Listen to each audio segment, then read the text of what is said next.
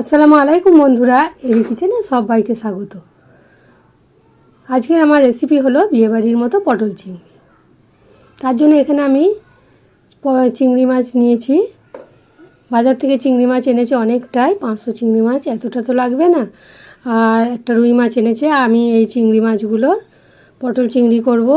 আর একদম বিয়েবাড়ির মতো চিংড়ি মাছগুলোকে আমি মাথাগুলোকে কেটে ভালো করে পিঠের যে একটা কালো মতো ময়লা থাকে সেটা বার করে দিয়ে পরিষ্কার করে এখানে লবণ মাখিয়ে দিয়েছি। লবণ মাখিয়ে 15-20 মিনিট রেখে দিয়েছি। এবারে ওটাকে পরিষ্কার করে ধুয়ে নেব। পরিষ্কার করে ধোয়া হয়ে গেছে। এবার আমি এটাতে লবণ আর হলুদ মাখিয়ে দেব।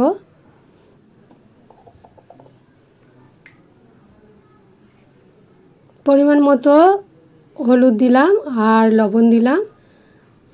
এগুলোকে মাখিয়েও আমি 5-7 মিনিট রেখে দেব।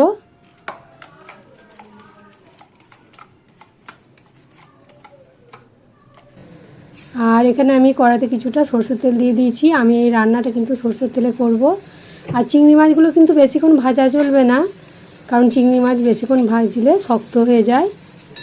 আর আমি উপরের যে চিংড়ি মাছের খোসাটা আছে পুরোটা ছাড়িয়ে একটু ছাড়িয়েছি। পুরোটা ছাড়ালে কি একটু ভাজতে ভাজতে শক্ত হয়ে যায়। আর ওটা খাবার সময় খোসাটা ফেলে দেব। 30 সেকেন্ডের মতো ভেজে নিলাম। এবার আমি আরও কিছুটা সরষের তেল দিয়ে দিয়েছি। সরষের তেলের পরিমাণটা যে যতটা রান্না করবে সেই হিসাবে দিতে হবে। আলু পটলের পরিমাণ যেমন সেরকম।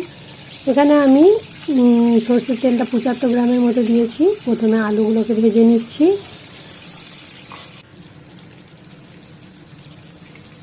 পরিমাণ মতো হলুদ দিলাম আর লবণটা দিইনি। ফ্লেমটা কিন্তু আমি হাই ফ্লেমে রেখেই ভেজে নিচ্ছি।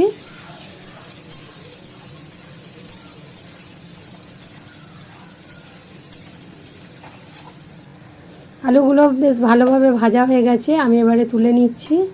এবারে পটলগুলোকে ভাজবো। পটলগুলো কিন্তু আমি অর্ধেক করে ছিলেছি, পুরোটা ছিলিনি। অর্ধেক করে খোসা রেখে দিয়েছি আর অর্ধেক করে ছিলেছি। আর এখানে তেলের মধ্যে হলুদ দেওয়া ছিল বলে হলুদ আর আমি দিইনি, আর লবণও দিইনি। আলু আর পটলে কিছুতেই আমি লবণ দিলাম না, লবণ দিলে পানি ছাড়বে, সেই কারণে আমি লবণ দিইনি। পটলটাও আমি হাই ফ্লেমে ভেজে নেব।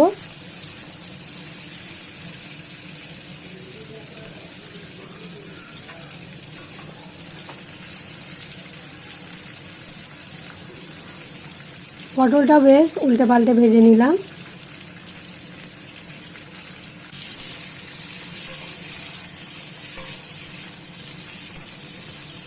তাহলে যারা আমার ভিডিওটা দেখছেন, ভালো লাগলে অবশ্যই ভিডিওটা একটা লাইক দেবেন এবং বেশি বেশি করে শেয়ার করবেন, কমেন্ট করে জানাবেন কেমন লেগেছে। আর নতুন বন্ধু হলে অবশ্যই আমার চ্যানেলটা সাবস্ক্রাইব করার অনুরোধ রইল। পাশে বেল আইকন আছে, সেটা টাচ করে দেবেন, তাহলে আমি যখনই নিত্য নতুন ভিডিও ছাড়বো আপনাদের কাছে নোটিফিকেশান চলে যাবে। পটলগুলো ভাজা হয়ে গেছে। ছান্তার সাহায্যে আমি ছেঁকে ছেঁকে তুলে নিচ্ছি।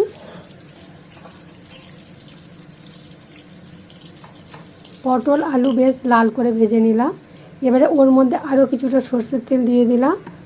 এখানে আমি শুকনো গরম মশলা কিছু ফোড়ন দেবো। 2টো তেজপাতা ছিঁড়ে দিয়েছি, আর 2টো এলাচ, 2টো লবঙ্গ আর 2 টুকরো দারচিনি। এগুলোকে দিয়ে বেশ 15-20 সেকেন্ড ভেজে নেব। গরম মশলার ফ্লেভারটা বেরিয়ে আসবে। এবারে আমি কুচানো পেঁয়াজ দেব। পেঁয়াজের টুকরোগুলো খুবই মিহি করে কুচিয়ে নিয়েছি।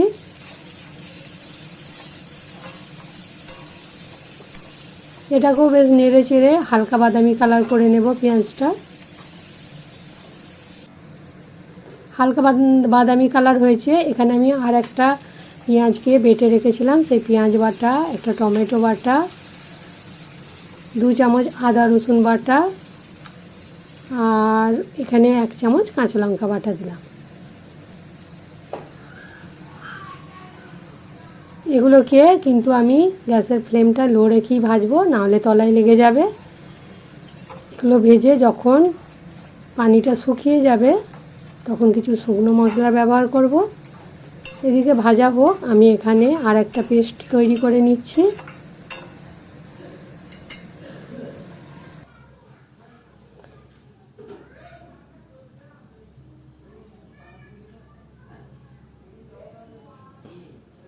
এখানে আমি 1.5 চামচ পোস্ত আর 1.5 চামচ চারমগজ নিয়েছি। এখানে কাজু বাদামও নেওয়া যাবে, কিন্তু কাজু বাদামটা আমার ছিল না, সেই কারণে ওগুলোকেই আমি 15-20 মিনিট পানি দিয়ে ভিজিয়ে রাখছি। আর এখানে আমার পেঁয়াজের আর আদা রসুন টমেটোর যে পানিটা বেরিয়েছে সেটা শুকিয়ে গেছে। এবার আমি এখানে শুকনো মশলা দিচ্ছি। রং করার জন্য কাশ্মীরি লঙ্কা পাউডার দিলাম, হলুদ পাউডার অল্প দিলাম, আর জিরে গোল এখানে দিলাম 1.5 চামচ, আর পরিমাণ মতো লবণ দিলাম। অল্প একটু পানি দিচ্ছি। মশলাগুলোকে এবারে কষিয়ে নেব ভালো করে।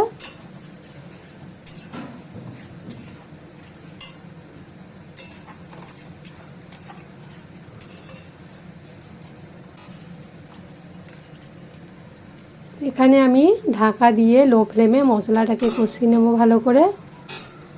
মশলাটা কষানো হয়ে গেছে, তেল ছেড়ে দিয়েছে। এবারে আমি ভেজে রাখা আলু আর পটলটা দিয়ে দিচ্ছি। এটাকেও কিন্তু আমি গ্যাসের ফ্লেমটা লো রেখেই মেশাবো। এরপর থেকে রান্নাটা ফ্লেমটা পুরো লো ফ্লেমেই হবে।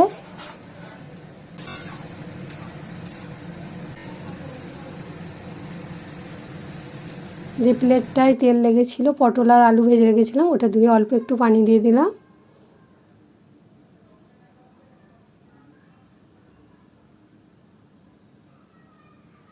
এটা লো ফ্লেমে বেশ কিছুক্ষণ ধরে কষিয়ে নেব।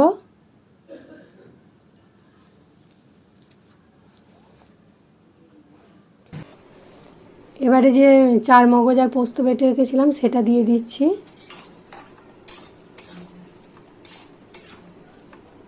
এটাকে দিয়েও বেশ কিছুক্ষণ কষিয়ে নেব।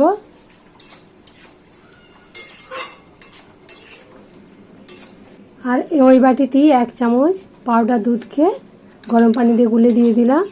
এখানে নারকেল দুধ দিলে ভালো হবে, কিন্তু নারকেল দুধ না থাকলে তার বদলে যদি পাউডার দুধকে গুলে দেওয়া হয় সেটাও ভালো হবে। এগুলোকে ঢাকা দিয়ে লো ফ্লেমে আরও বেশ কিছুক্ষণ হতে দেব। বেশ মাখো মাখো হয়ে গেছে আর কষানোটাও বেশ ভালো মতো হয়ে গেছে আমার। এবারে ভেজে রাখা চিংড়ি মাছ কটাকে দিয়ে দিচ্ছি।